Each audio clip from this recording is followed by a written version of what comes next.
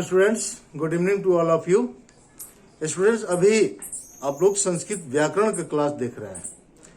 तो class start करने से पहले आप सबका अपने इस चैनल में स्वागत है और वेलकम है। बिल्कुल ध्यान से देखिए और संस्कृत व्याकरण आप कंप्लीट कीजिए अपना।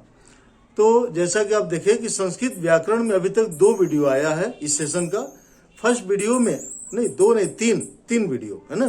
फर्स्ट वीडियो में आपको बताया गया था कि वर्णों की उत्पत्ति कैसे हुई थी। सेकेंड वीडियो में बताया गया था वर्णों का उच्चारण स्थान, उनका नामकरण कैसे हुआ और उच्चारण स्थान, स्वर वर्ण और व्यंजन वर्ण का। थर्ड आपका एक आया था वीडियो जिसमें टेस्ट हुआ था, है ना। इसमें टेस्ट लिया गया था आपका संस्कृत का, व्याकरण का। और आज ये आपका चौथा वीडियो है, फोर्थ वीडियो। यहां अभी हम लोग जैसा देख रहे हैं बोर्ड पर कि संधि पढ़ेंगे। संधि, तो सबसे पहले संधि स्टार्ट करने से पहले वंस अगेन आपका स्वागत है। वीडियो को आप सब्सक्राइब लाइक कीजिएगा। पसंद आता है तो नो डाउट पसंद आएगा ही आएगा, बिल्कुल। और चैनल को सब्सक्राइब कर लीजिएगा, क्योंकि जो सीरीज चल रहा है ना, ये सीरीज पूरा कंप्लीट करके ही दम लेगा, याद रखिएगा। और लगातार प्रति सप्ताह इस तरह से आपको थर्सडे फ्राइडे सैटरडे, है ना, थर्सडे फ्राइडे रूटीन है शायद, उसके हिसाब से आपका ये आते रहेगा शाम को 7 बजे। 10th 7 6 5 है ना। ये कोई क्लास नहीं है 11 12। पहले भी हम बताएं वीडियो में कि व्याकरण या ग्रामर जो होता है किसी क्लास का नहीं होता, टोटल स्टूडेंट के लिए, सबके लिए है। तो चलिए अब आगे देखते रहेंगे। और आज हम लोग आगे बढ़ते हैं अपने वीडियो में। आज संधि है, तो बताया गया है ना कि कोई भी टॉपिक आप पहले पढ़ते हैं, व्याकरण में हो या साइंस सिस्टम में हो, जो भी है, उसका डिफिनेशन होता है पहले, परिभाषा। तो संधि किसे कहते हैं? संस्कृत में है परः सन्निकर्ष संधयः, परः सन्निकर्ष संधयः, है ना। समझ गया मतलब क्या होगा कि अत्यंत निकट, दो अत्यंत, ये परिभाषा है, दो अत्यंत निकट वर्णों के मेल से, दो अत्यंत निकट वर्णों के मेल से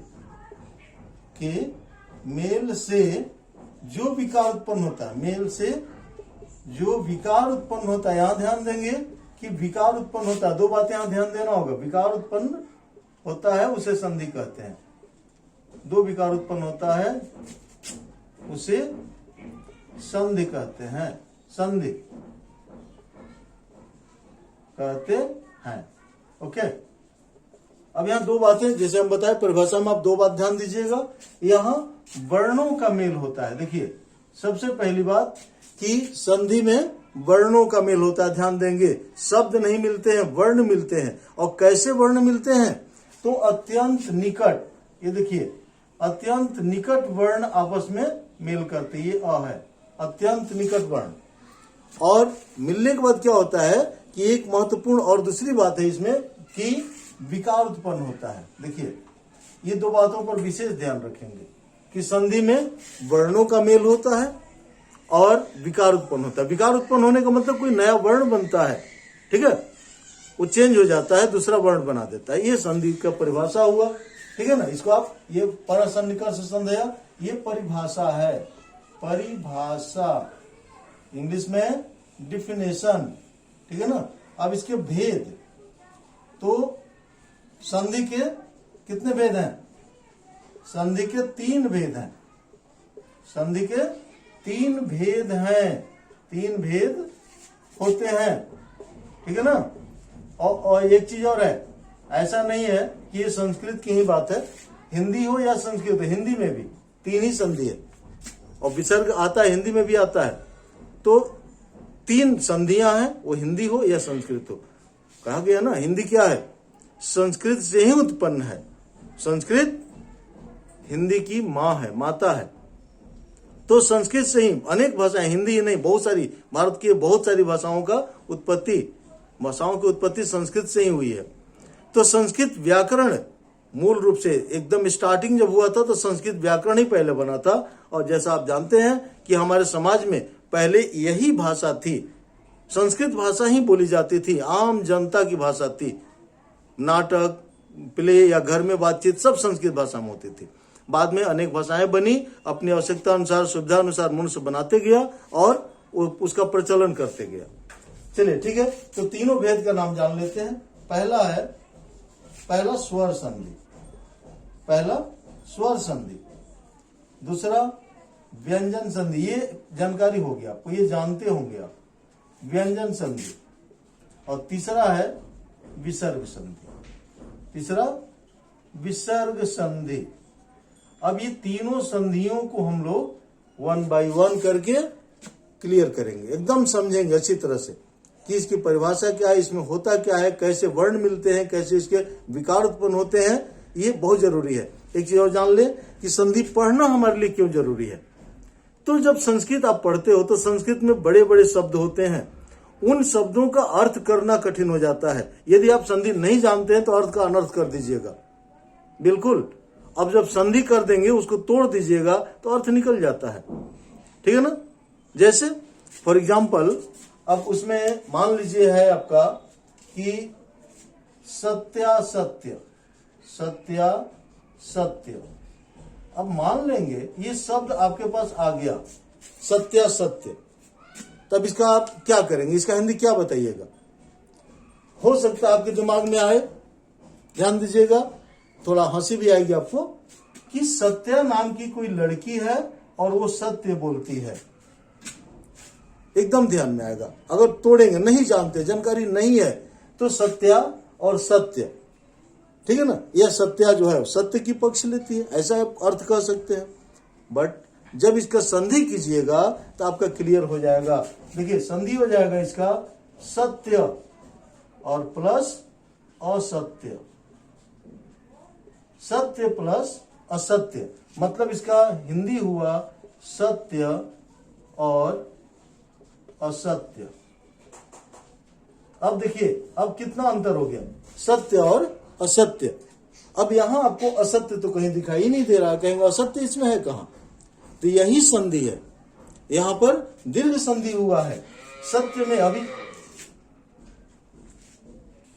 हाँ तो ठीक है, समझ गया। देखिए अब यहां असत्य आपको दिखाई नहीं दे रहा, बट संधि विच्छेद किए तो सत्य और असत्य क्लियर हो गया। इस सत्य में य है और यहाँ अ है, य में मतलब लास्ट में अ है, इस य के लास्ट में अगर यहाँ हलंत लगाएंगे तो यहाँ अ आ जाएगा।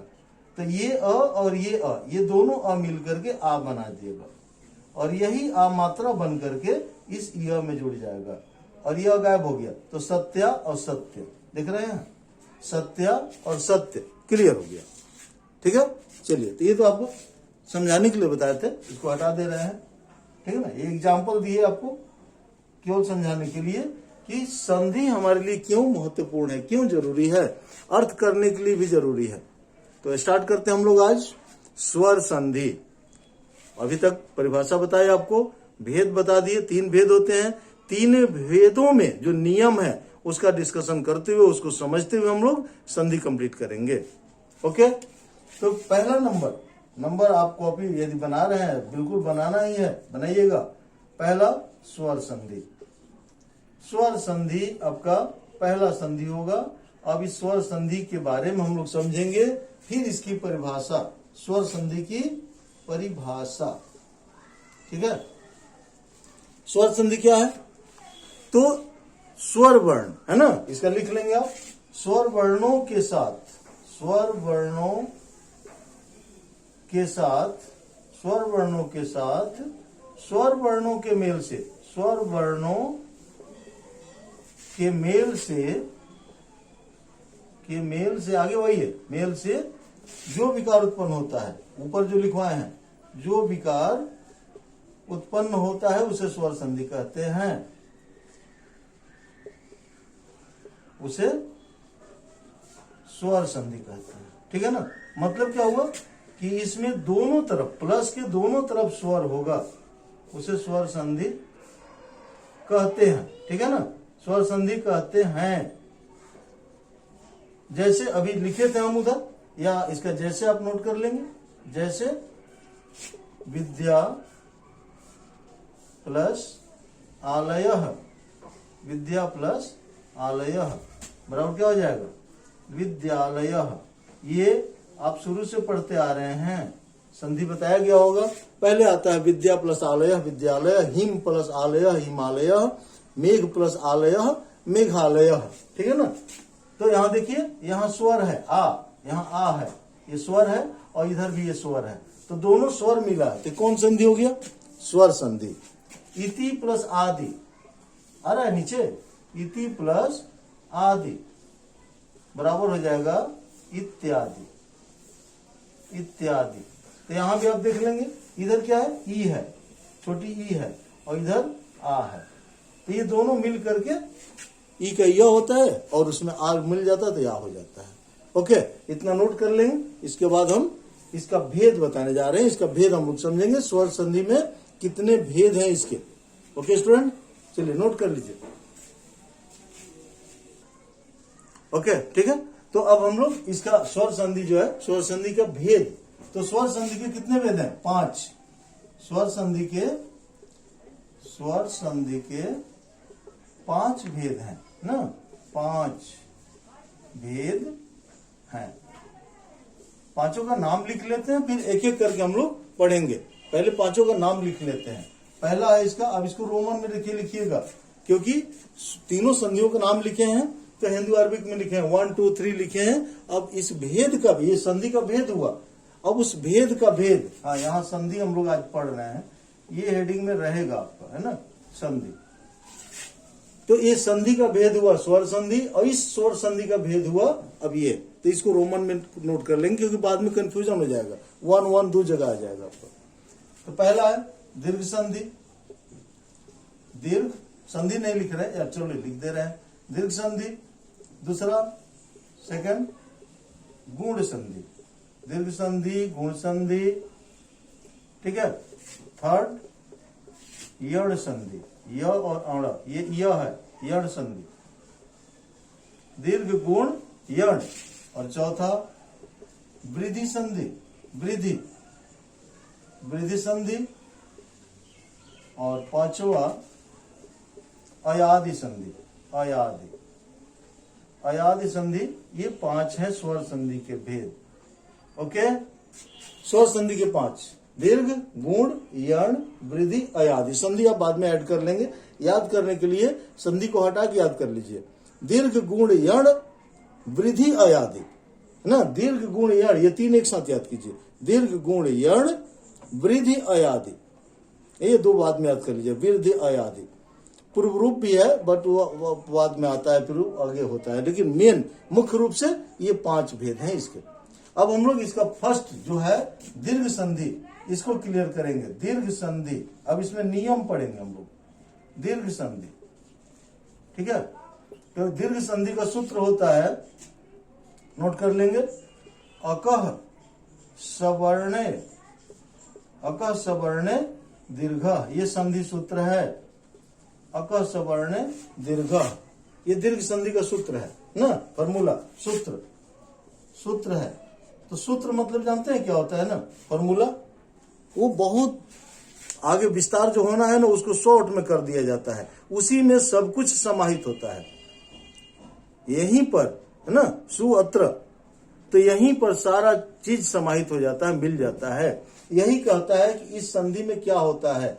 तो अकह सवर्णे दीर्घ, स्टूडेंट याद करेंगे, फर्स्ट वीडियो जो वर्णों की उत्पत्ति हुई थी, वहां आपको हम बताए थे माहेश्वर सूत्र। माहेश्वर सूत्र 14 है, 14। अब उसमें उस माहेश्वर सूत्र से प्रत्याहार बनता है। प्रत्याहार, प्रत्याहार है अच, हल, अक, वहां बताया गया है, फर्स्ट वीडियो आप देख लीजिएगा, वहां बताया गया है प्रत्याहार कैसे बनता है। तो उसमें जो प्रत्याहार है उसका पहला और हलंत वाला, लास्ट वाला के बीच में जितने वर्ण आते हैं, मैंने पहला से शुरू होकर के, जो हलंत नहीं है वो काउंट होगा, हलंत काउंट नहीं होता है प्रत्याहार बनाते समय। तो यहां पर क्या लिख रहा है, अक, अकह न, अक, अह, अकह, तो कौन प्रत्याहार हुआ, अक। यहां समझिए, ये प्रत्याहार है, प्रत्याहार माहेश्वर सूत्र से बनता है, तो अक, अक प्रत्याहार, अक है, ठीक है ना, यहां लिखा हुआ है अक। तो अक में क्या आता है, अ, ई, उ, ण, अ ई उ, अड़ा होता है तो अड़ा में हलंत होता है। पहला सूत्र है अ ई ऊड़ ना, फर्स्ट सूत्र है अ ई ऊड़, तो अ ई ऊड़ अड़ा में हलंत होगा, इसलिए अड़ा को नहीं लेंगे। दूसरा है री लिरिक, री लिरिक, तो री ले लेंगे और री ले लेंगे, और फिर आगे क आएगा तो उसको नहीं लेंगे, है ना, हलंत वाला छोड़ देंगे।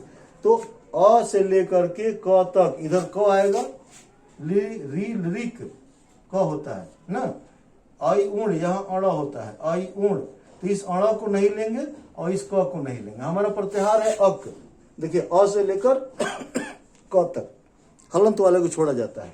तो अक प्रत्याहार में क्या कौन कौन वर्ण आ गया, अ ई उ री ली, यही अक है। अकह सवर्ण, सवर्ण माने वैसा ही वर्ण, सवर्ण होता है ना सवर्ण जाति, तो सवर्ण माने वैसा ही वर्ण।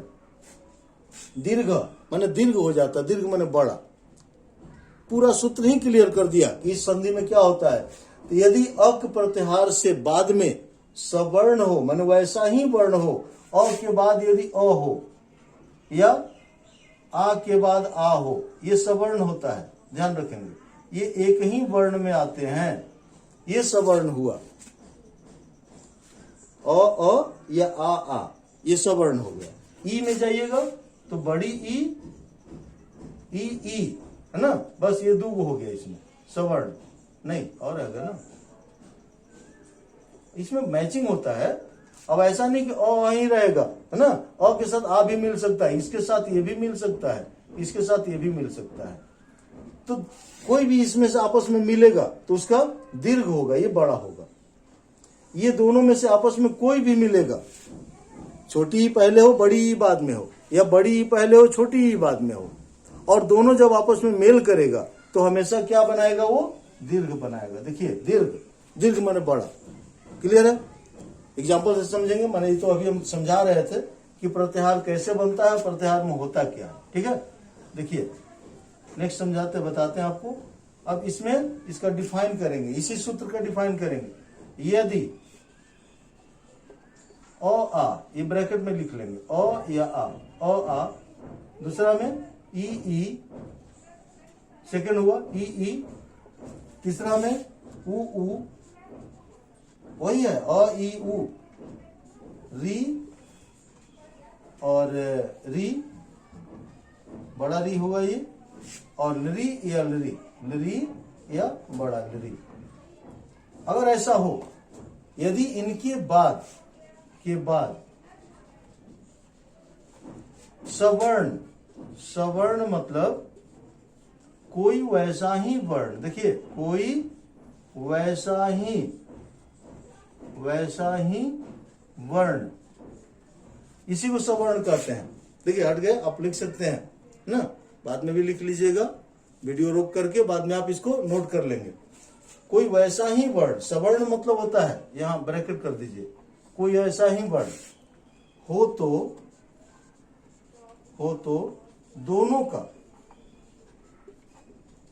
का दीर्घ आदेश हो जाता है। दीर्घ आदेश, दीर्घ माने बड़ा, दीर्घ आदेश हो जाता है। क्लियर है।